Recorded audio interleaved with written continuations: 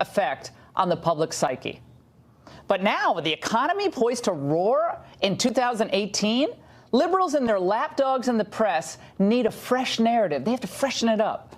And citing the Roy Moore loss in Alabama and Gillespie's in Virginia, the New York Times and other outlets are reporting that suburban women, even those who voted for Trump, are turning on him. Well, they're supposed to be, I guess, put off by his brashness, his bluntness, his tweet storms, and now, well, say the CNN Trump bashers, his lack of empathy. It's about expressing normal human emotion. It's about expressing condolences. He doesn't do that first. First, he exploits it for political purposes. This administration, writ large, is engaged in a larger game of trying to contain the president's worst impulses. What I hear people say, even diehard Trump people, is we want humanity in this country. You know what? No politician can win without empathy. He won anyway, even with numbers that suggested people saying, we don't think he understands people like us. Is it catching up with him now? Yes. I think the answer is You can't learn empathy. You can't learn empathy. Well, I disagree with these clowns, and here's why. Maybe the president is sharing his empathy in a different way. And I'd argue that in his first year, President Trump has shown empathy for the people of this country in action, if not in words at all times. Think about his deep feeling for the working people, the middle class, Americans of faith, and job creators, entrepreneurs. It's all evident in his policies. So if ridding the suburbs of MS-13, lowering taxes, and improving school choice isn't showing empathy for the middle class, then what is it? If the massive deregulation and trade policies that are spurring job creation and driving the economy isn't showing empathy for the worker, then what is it? And I'll say, if driving black unemployment to an all-time low and laboring to get drugs off the streets isn't showing empathy to the African-American community, then what is it? To President Trump, I say the following. You've accomplished so much this year, but you're not going to ever get the press on your side. They're not going to give you credit. But I'll tell you this, more voters can and will be on your side with maybe just a few tweaks, a few modest changes. Perhaps the time has come to put aside a few of the Twitter battles. I like the tweets, but not all of them. And now it's time to humanize the agenda that you've been fighting for. You see, your predecessors, Barack Obama and Bill Clinton, were masterful emoters in chief. They could turn on the tear machine and like that. They could bear hug at the drop of a hat. And while they were often all emotion, they were, at the same time, often no action. I say it's possible to do both. You know, I was thinking today about that incredible event that you held, Mr. President, in August of 2016 with angel families who had lost loved ones at the hands of illegal aliens. It's an important reminder of how policy and empathy can align. And when you listen and teach, nobody does it better. And if that's not empathy, what is it? Then when Hurricane Harvey struck Houston and you visited the shelter housing flood victims, it was powerful. If that's not what empathy, what is? I like seeing you out among the people. I like seeing you with children, the elderly, factory workers, volunteers. You can be really charming and you can be really warm in person. And it's time to let more Americans see that. My radio listeners today offered their own advice for what you should do before the midterms, and one suggested a twice-monthly fireside chat where you explain important policies to voters and introduce them to the people who will be impacted positively by those policies. I think it's a good idea, and it's great politics as well. And I also like the fact that you deliver your message directly in that scenario, with or without the media's coverage of it. I say it's now time to govern all the people, to take your agenda to the inner city, to suburbia, to the churches, and to the areas of the country that have been somewhat or really unreceptive to the populist conservative message. It's hard to be a national party, isn't it, when every presidential election cycle we write off California and New York right off the bat. And there's no reason the Democrats should have a monopoly on the coast. That's absurd. Just go and try there. Give it an effort. And at times, just your presence, just showing up and listening, can be the most powerful action of all. And I say, if that isn't empathy and a winning strategy, what is? And that's the angle. Joining us now for reaction here in Washington is Byron York, Washington Examiner chief political correspondent. With me here in the studio is Congressman Sean Duffy, Republican from Wisconsin, and two Democratic strategists, Joe Trippi and Scott Bolden. Gentlemen, it's great to see all of you. All right, Trippi, let's start with you. Where am I going wrong here? You heard the angle. President Trump, not where he needs to be in poll numbers. You know, there are polls that say 32, some says 38, 35, but it's not where he wants to be, obviously. Do you think that President Trump can bring his numbers up? Don't make any cracks about they can't get any lower. They can.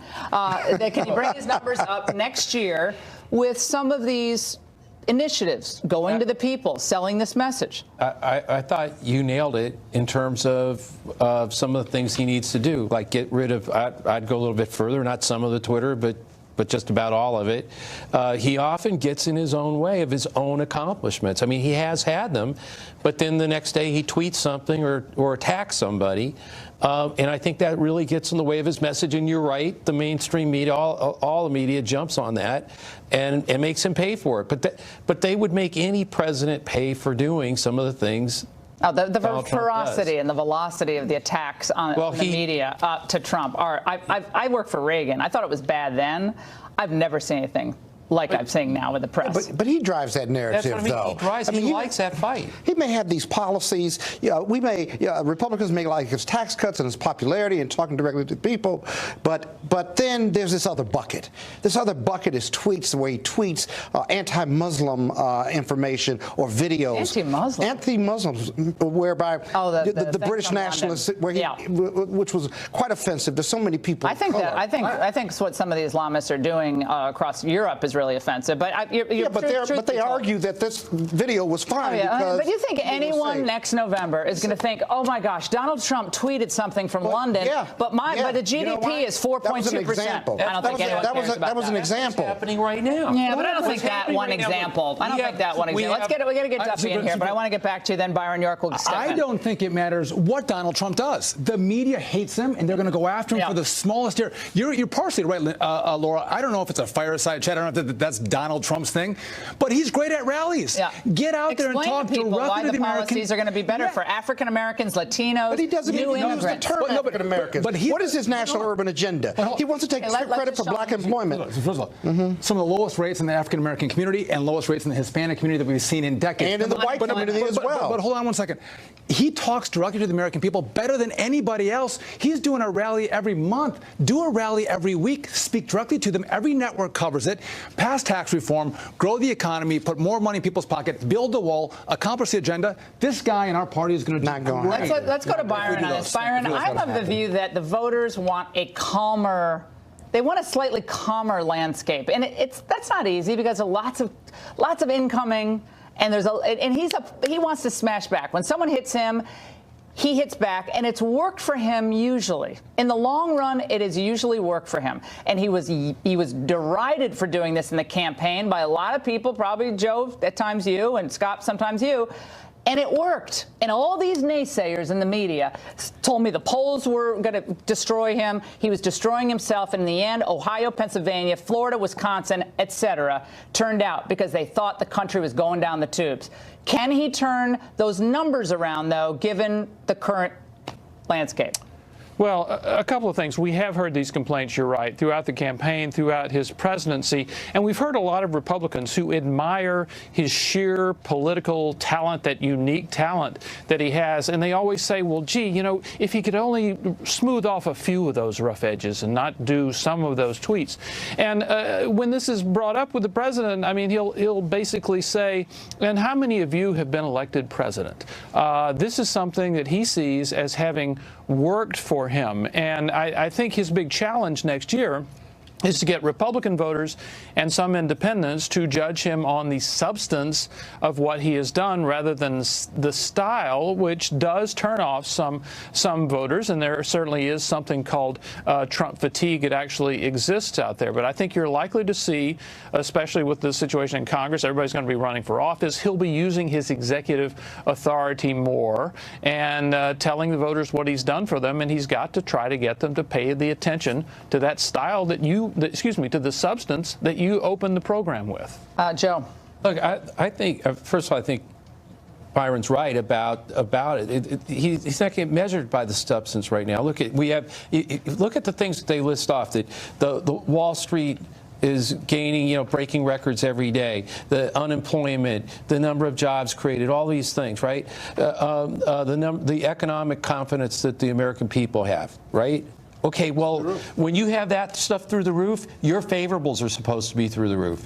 And they're not. Yes, the media's out to get him, fine. That's not it.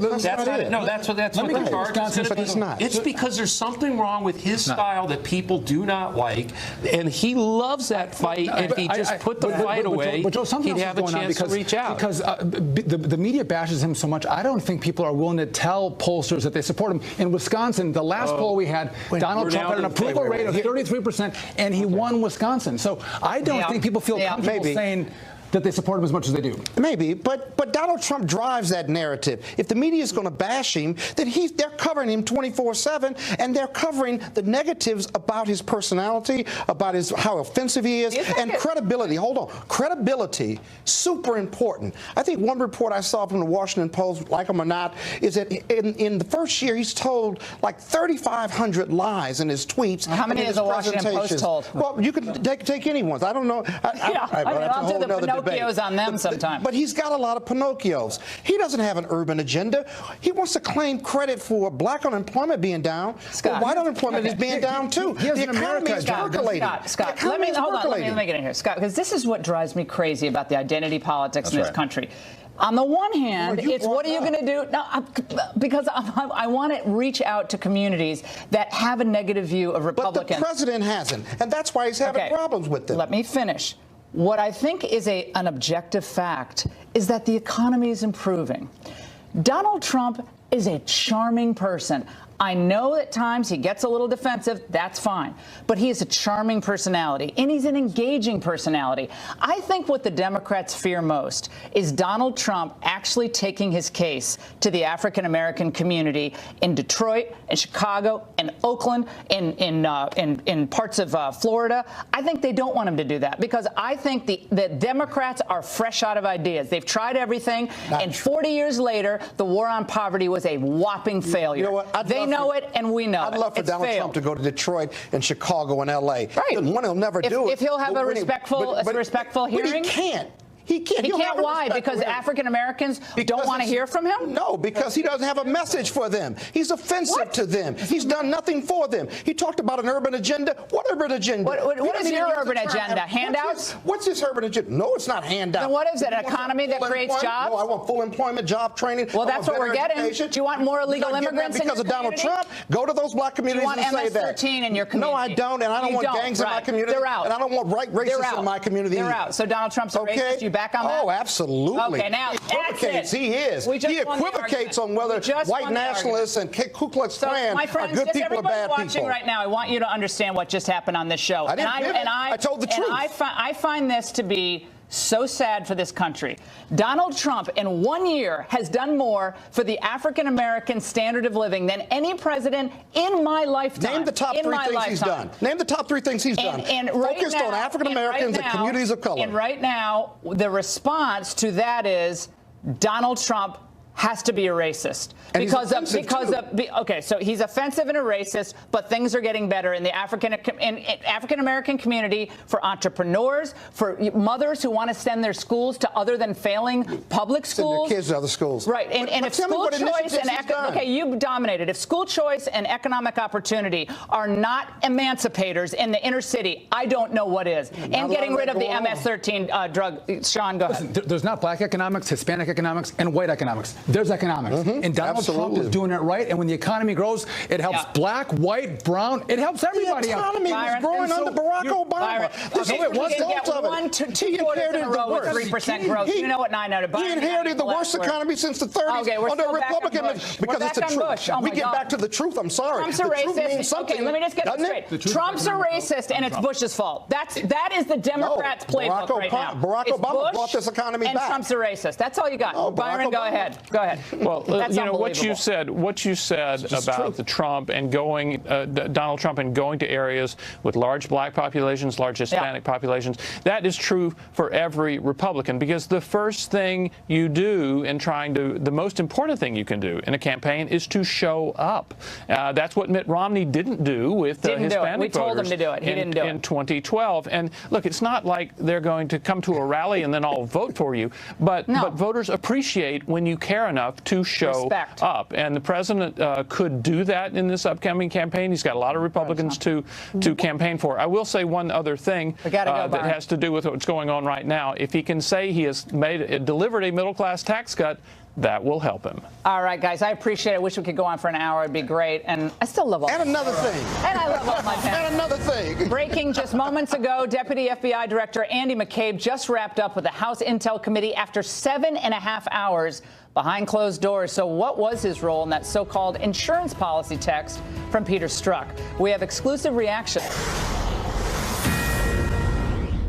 Deputy FBI Director Andrew McCabe just wrapped up with the House Intel Committee after, get this, 7.5 hours behind closed doors. McCabe may hold the key to unraveling the entire insurance policy text between Peter Strzok and his mistress, Lisa Page. Joining us now to analyze, Saul Weisenberg, a former deputy independent counsel who conducted grand jury questioning of President Bill Clinton in the Whitewater investigation. He joins us now. Saul, wow, 7.5 hours. Even if I am a little tongue-tied at the top there. 7.5 hours for McCabe. What does that tell you, if anything? It tells you they're very angry at him. I mean, you're talking about a person who wouldn't understand a conflict of interest if it jumped up and bit him on the butt. And they've probably been waiting to talk to him for a long time. I mean, my God, you're talking about a lawyer whose wife took $700,000 from a Clinton crony, and he refused to recuse himself from the Clinton investigations until there was a Wall Street Journal story about it, and by then it was too late. They were closed. Well, Republicans, more of them, are coming closer, and at least one calling for him to step aside. I think a lot of folks are hesitant to say that about Mueller, although some are. But it seems to me, given everything we know about McCabe, from his wife to the conversation, or they learned something about that conversation, I imagine, that took place before the election that Mr. Strzok was referring to in those texts about an insurance policy. And at this point, I think he's the weakest link at the FBI in this current situation. Laura, nobody over at the Bureau can believe. I talked to former agents. I talked to people who are currently at the Bureau. Nobody can believe that he's still there. It's astonishing that he's still there. I wouldn't tarnish Mueller. I notice you didn't pass up the opportunity to tarnish Bob Mueller with McCabe. I wouldn't do that. Mueller has nothing to do with the things that McCabe did before Mueller came onto the scene. If you talk about the insurance text, the insurance policy text from Strzok, what possible innocent explanation is there? He says we can't take the risk that Trump will be elected. We can't take the risk. I mean, how can you? There are only embarrassing and more embarrassing explanations. There's no completely innocent explanation for that. Worst case scenario is, sorry, go ahead. No, I think, yeah, go ahead. The worst case scenario is they were trying to stop Trump from becoming elected and get that FISA warrant on a phony basis of that dossier. But they're trying to say now, through various sources going to the Wall Street Journal, that they were actually trying to, in a way, help Trump if he were elected by getting finished with this investigation, correct? That is ridiculous. They're also saying, I've also heard a rumor floating around that the insurance policy was for them to keep their jobs, which is equally ridiculous. An FBI agent doesn't have to worry about, I know, an FBI person at that level doesn't have to worry about keeping their job in a new administration unless they've committed malfeasance. So unless he was worried about his handling of the Clinton email investigation, I'm talking about Strzok now, he had nothing to worry about. It's a preposterous explanation. I suppose the best explanation, the most innocent explanation, is we can't take the risk that he's going to get elected and not let us investigate him, so let's get this investigation started now.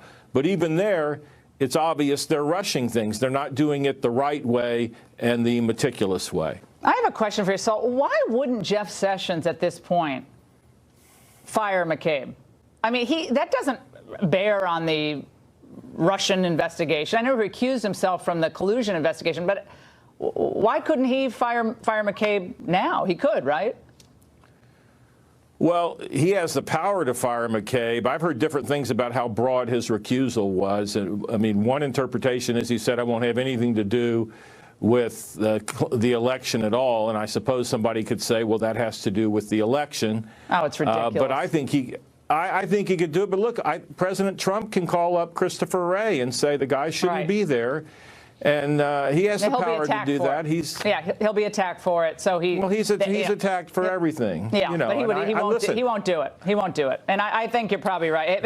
In the end, he probably shouldn't. Saul, thank you so much. Another great analysis.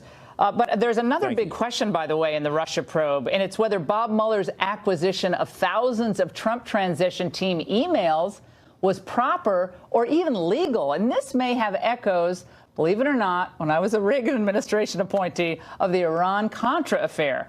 The conviction of Colonel Oliver North was overturned in that case after a judge ruled the independent counsel's office evidence was tainted due to the way it was obtained. Joining us now, Ali himself, Fox News senior military analyst, host of War Stories, airing weekends on Fox Business.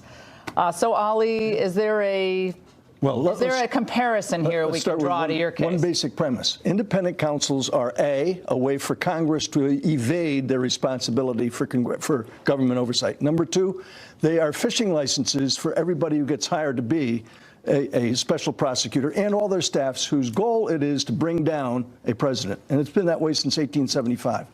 This is a special prosecutor, which is slightly different from the independent counsel, but nevertheless, your point well taken. And what Lawrence Walsh did, of course, was to use tainted testimony against Admiral Poindexter and me, and both of our charges were thrown out. Walsh went on for 7 years. When folks were asking me several months ago if it was a good idea to appoint Bob Mueller, whose reputation has been untarnished. He's a hero of the Marine Corps. He and I were in Vietnam at the same time. He's been decorated with a Purple Heart and a Bronze Star. He had longest serving record as the director of the FBI, former U.S. attorney, former deputy attorney general. Okay, put him on Mount Rushmore. I'm sorry. Just because he was all that, I don't think he's unimpeachable. He's surrounded by people who hate Trump. Right. So what does that say about his judgment in this case, Ali? I know he was a war hero, and I respect that so much. All I'm telling you. But he made critical decisions. Saul gets mad at me when I raise this, but I think he made critical hiring decisions. Well, remember, his judgment is off. They were all referred by people inside the Justice Department who go all the way back to some of the things that the Clintons were doing. Right, but a lot of them were from his firm, Wilmer Hale. He worked there. He knew their political allegiances. I'm telling you that this process is set up to bring down a president, and that things are happening right now that have, quite frankly, destroyed the reputation of Bob Mueller. I kind of wonder why he's still there. Not because the president's going to fire him. The president said yesterday and again today he's not going to do that. That's a media wish. That's a wishful thinking. Why does Bob Mueller want to continue in the job? That's a question he's got to be asking himself tonight. Ali, when you look back, 1987, and I remember I was a speechwriter in the White House at the time, and I remember watching your motorcade go down to Brendan Sullivan's office and back, and that was such a wild time for the country. Could we be in for another scenario like we were back then? The building right behind you, Laura, they will never hold another hearing like that. They'll never do that again. And that's one of the reasons why things like Benghazi got dragged out for months, years, and nobody still knows the answer, going all the way back to 2012. The bottom line of it is that building is full of 435 people in the House and 100 in the Senate who don't do their jobs, and they should. They don't. Well, they don't want to hold. They don't want to. They don't want to ask the hard questions and make the hard decisions. Well, and they tried once with a fellow by the name of Clinton. Where did it end up? In the Senate of the United States, and they voted not to convict. Well, the Democrats had that pep rally. Remember that? They went and supported Bill Clinton after that. They had the big pep rally. That's why we have a special prosecutor, because they will not do what they're supposed to do and they've been elected to do.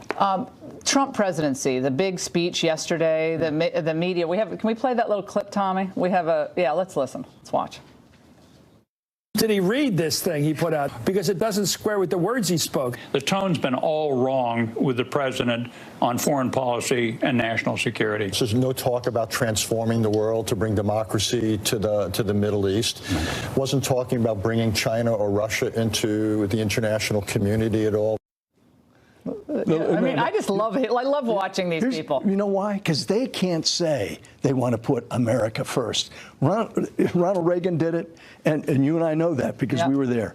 And this president's doing it. And it's high time. And that's one of the reasons why there's a town full of permanent bureaucrats who some call the deep state. They hate Donald Trump for standing up for America. They don't want their jobs ever cut. Well, they want it to grow. Tomorrow morning, after the Senate votes tonight to approve, it goes back to the House, there will be an enormous tax cut for Americans. And you and I and every American watching us will be better off for it. Oh, Ali, it is so great seeing you. Thanks. Wonderful. And by the way, Ali, did you know that the Obama team has some...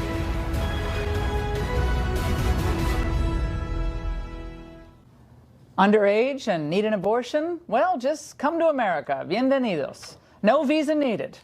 Federal Judge Tanya Chutkan, of course an Obama appointee, ruled yesterday that the Trump administration must let two illegal immigrant 17-year-olds, one's 17 actually and one's 19-year-old. There was some confusion on that. The government will not have to pay for the procedures, however, but the ruling stymies the Trump administration's efforts to reverse Obama's policy, which allows abortions for illegal alien minors in custody. This is a crazy world we live in. What could possibly go wrong? We're not going to become an abortion magnet or anything. Joining us now from Boston is trial attorney Rachel Self, who specializes in criminal defense and immigration law. All right. Now, I'm trying to understand this from a different perspective. Okay, so these young women came to the United States, as far as you know, when, Ms. Self? Did they come while they were pregnant, or did they get pregnant after they were here? Well, according to what I've read about these cases, one of the women, when she immediately got here and learned that she was pregnant, had requested the abortion. She was at about 10 weeks at that time. And another one of the women was even less further along than that. What happens is when these young, and they're not women, they're girls, but when they flee their country and come here, they get examined upon their entry to the United States for basic medical care and needs. And that's because it's been discovered that almost 80% of them on their journey here wind up victims of sexual violence. And right, so there are studies that show that. So enforcement, yeah. Well, and so the refugee, these actually aren't part of immigration and customs enforcement custodies, because in the 80s with the Flores settlement, they became part of the health and human. Well, no, it's the health and human services. Well, they're in ICE custody. They're in ICE custody. They're not in ICE. They're not in ICE custody. Yeah, and there's confusion about that. They are. Yeah. Well, where do you think they're not in ICE custody. They're in detention. It's in the purview of the They're in the Refugee and Resettlement Office. Okay, and that was but they're in custody. They're not walking around in the streets. They are. No, they're not. They're not walking around in the streets. Okay. They're in let's not split hairs here. That's not important. What's important here is just a basic question.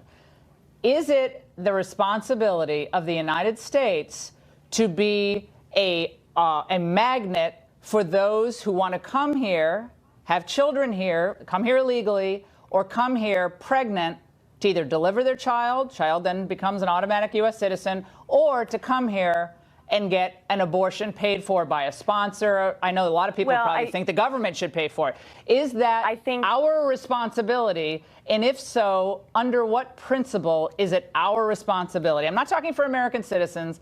I'm talking for illegal immigrants who arrive here. They're not supposed to be here, obviously.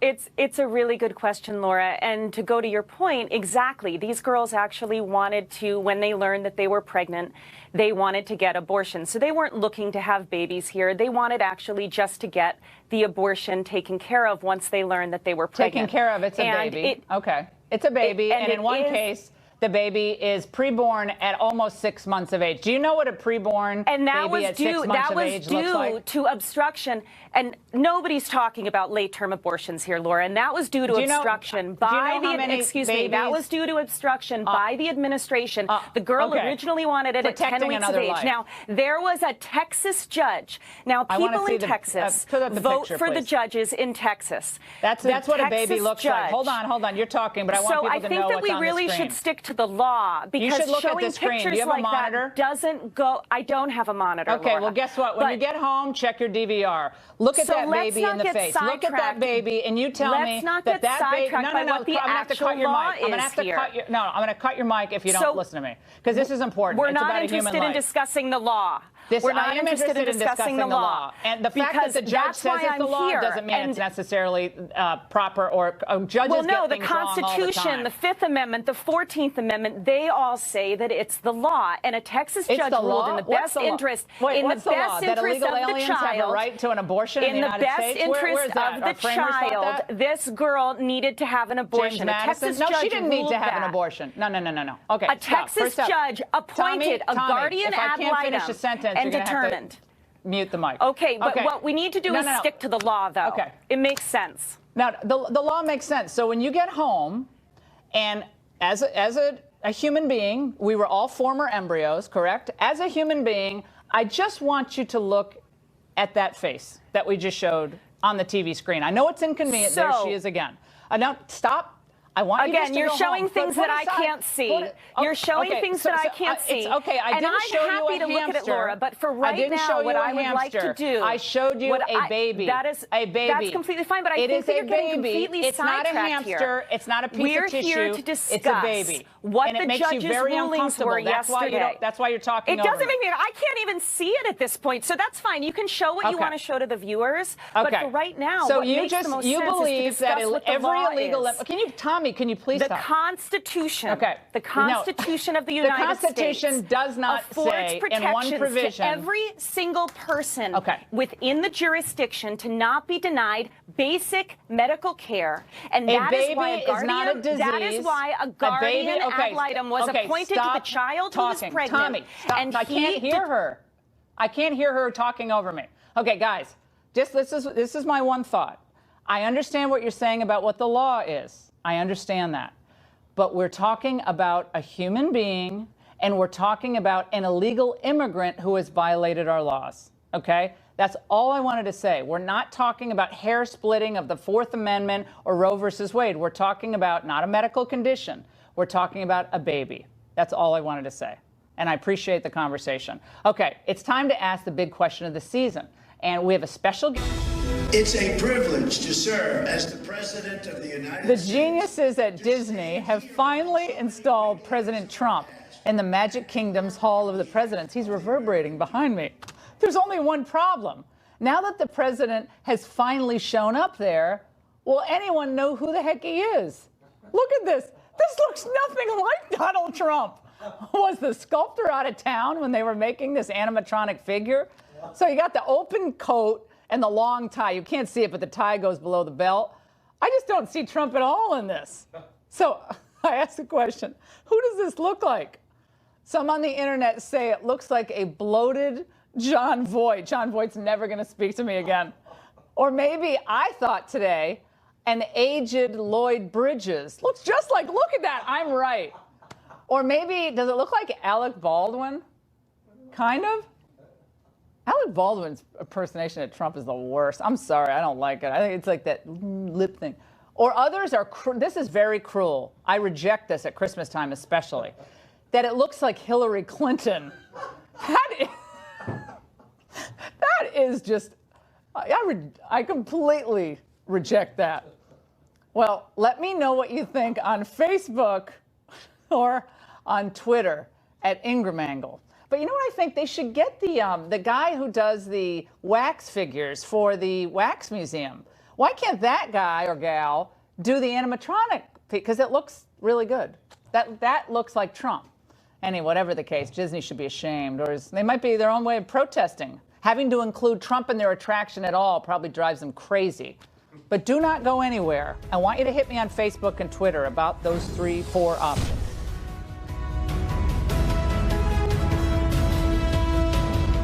You owned your...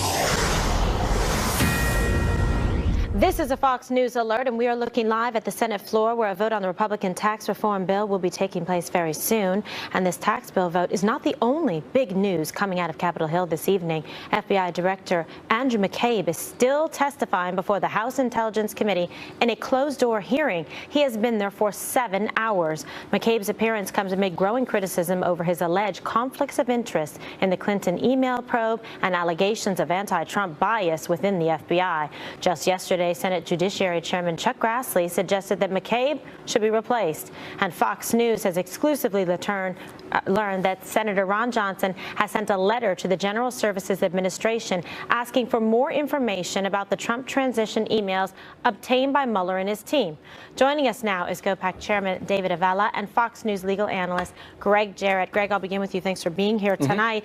Senator Grassley is openly saying that Andrew McCabe should be fired and replaced. Do you agree with this recommendation? Oh, absolutely. Look, this is a guy who probably has spent the day wishing he was getting a root canal instead of answering the questions behind closed doors. Now for 7 hours, 2 minutes ago, it was still going on. He has a lot to answer for. Why didn't he recuse himself from investigating Hillary Clinton when his wife was getting Clinton-related money, $675,000? I mean, that's unconscionable. What was going on in his office with Peter Strzok and Lisa Page, the 2 FBI agents who were sending these anti-Trump messages? What was this insurance policy plan they had in mind? And also, what was the FBI's role in this dossier paid for by Hillary Clinton and Democrats to dig dirt on Trump? Was it used to get a FISA warrant to spy on Trump? And what was Bruce Orr doing, talking to, the founders of Fusion GPS and the officers there, and Christopher Steele, when his wife is working for Fusion GPS? Orr has been demoted, but there's got to be more to it, and the FBI seems to be clamming up. Okay, so David, what do we make of this? Greg is saying, like, how could this go, I guess sort of unnoticed at the time, and it just seemed so baked in, and there was such inherent bias at the time with a specific agenda that really compromised the integrity of the investigation. It makes you wonder if Bob Mueller has a tattoo of Hillary Clinton on his leg like the guy on Saturday Night Live does. Right, exactly. Bob Mueller took a respected career and turned it into an emotional therapy session for Clinton apologists who want to use this as a way to justify why Hillary Clinton lost. There were plenty of people he could have picked to put on this investigation. Sure. Many career FBI agents who would have done a very thorough and much faster investigation than what's been going on right now. And that we're stuck here with what now looks clearly like a political witch hunt. Greg, so many people are saying this is something where perhaps McCabe is, going to resign, and so many were even shocked that he went forward to testify because they thought sort of his exposure and involvement was so significant, and they're getting grilled in terms of the questions there that what we saw previously last week as well. Well, I think he probably feared getting hauled in front of a federal judge after a contempt of Congress citation. So instead, they negotiated it, and they're doing it behind closed doors under the guise of classified information. I'd be surprised if, 25% was classified and 75% Americans should actually be watching. Americans want to know what was going on here. But in terms of making that determination, because you make a great point, we've seen hearings that have been public, and then if it rises to the level of being significant classified information, they make that predetermination. People at home are saying, well, wait a second. What's going on here? This is an investigation that appears to have bias from what we've seen coming out in the reports in the media, but now the rest of it's behind closed doors. The Hillary email case is a good example. It was closed, right? So, and there's nothing classified in there, especially if you're asking McCabe, what was your role in the exoneration letter? Why was the wording changed to absolve Hillary Clinton when originally it was determined she committed crimes? Did you change some of the wording along with Peter Strzok? Now, none of that is classified information. So there's no reason for him to hide behind closed doors for something like that.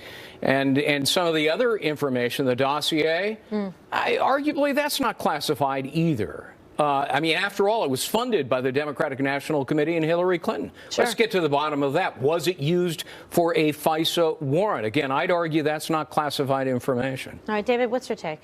This is doing more to keep President Trump's base behind him and supporting him than even this tax cut, which is very important and very critical for Republicans in 2018. This investigation is doing more to keep the president's base behind him.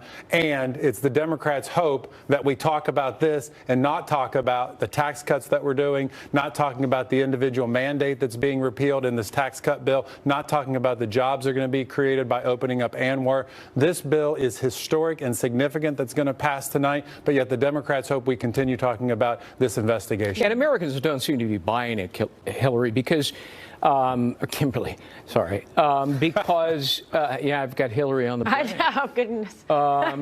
Because the latest polls show that 53 or 54%, think that it's tainted, it's corrupt. An even larger number think that, the FBI and the Department of Justice are hiding things from the American public and from Congress. So, the American public, they're smart people. They know that the deck seems to be stacked. All you have to do is look at the people that Mueller chose. There's not a single Republican among them. One of them was a lawyer representing Hillary Clinton. Another one has sent anti-Trump messages to Sally Yates and was there at what was supposed to be a celebration on election night for Hillary Clinton. These are people, there are plenty of great lawyers out there that could have been selected, but not those with a political axe to grind. That's the problem. It's just really, as a former prosecutor and having worked closely as well with the FBI and with, investigations that, on corruption as well, when you think about this, that they really just had such a predetermined focus, David, that they had an outcome that they wanted to achieve. It just really shakes the core and the foundation of what we think. Because the FBI, in my opinion, and people that I've worked with, some of the most outstanding men and women, finest agents, out there, and they really work hard. And I think a lot of them are upset by this too, of the bad behavior of a few of these people involved. As they should be. As also the very people who are cheering an investigation that is indicting people for things they did years ago are the very same people who say Hillary Clinton's actions are in the past and there's no reason to investigate them. It is the biggest double standard on whether justice is for everyone or not. We don't have kings and tyrants here in America. Nobody's above the law. If you broke the law, then you should be held accountable regardless of who you are. Hillary Clinton doesn't get a free pass simply because she was a political opponent of the guy who won, which is the argument that a great many Democrats seem to be making, is that, oh, you can't weaponize politics like this by going after a political opponent. That's not the case. If a political opponent breaks the law and does so with impunity repeatedly, she ought to be held accountable. Well, absolutely. We don't want to think there's a different standard of justice depending on what somebody's political or partisan ideology is, David. To Greg's point, the only way you're going to get the American people saying they're for this investigation continuing is to overpoll Democrats like what they're doing in the tax bill to suggest that somehow Americans don't support this bill. The media polls all say poll far more Democrats than they do Republicans and independents to get unfavorable numbers on the tax plan. Greg, do you really think this is going to help? Not only the president, because the president said in the beginning there was no Russian collusion, but they really tried to, put this on him to undermine, his presidency. Can he use this somehow to help him in campaigning for the 2018 midterm elections to help some of the people that he needs to keep in for the votes? Yeah, I think Democrats need to be careful here that they don't continue to push this. There could be a tremendous backlash. There so far doesn't appear to be a scintilla of evidence of any collusion during the campaign. And even if there was, it's not a crime, only antitrust law, as you well know, as a lawyer. The question of whether or not Mueller will go after the president for obstruction of justice, I don't even think is a close case. Now, there has to be a lie, threat, or a bribe, and not even Comey alleges that. The president was well within his constitutional authority to dismiss Comey. Comey admitted it in a letter to his staff. So maybe let Mueller finish the investigation, because the president is saying there isn't anything that he has. But these things tend to go on for a couple of years. That's the problem with special counsels. He should finish the investigation, but he should get people in there that'll do it efficiently and fairly. Have some good oversight. All right, thank you so much, David and Greg. Always a pleasure. Thank you. Coming up, Ed Henry is standing by live on Capitol Hill with an update on the Senate tax reform vote. Plus, we'll speak to 2 Republican lawmakers about what this means for your wallet. Stay with us.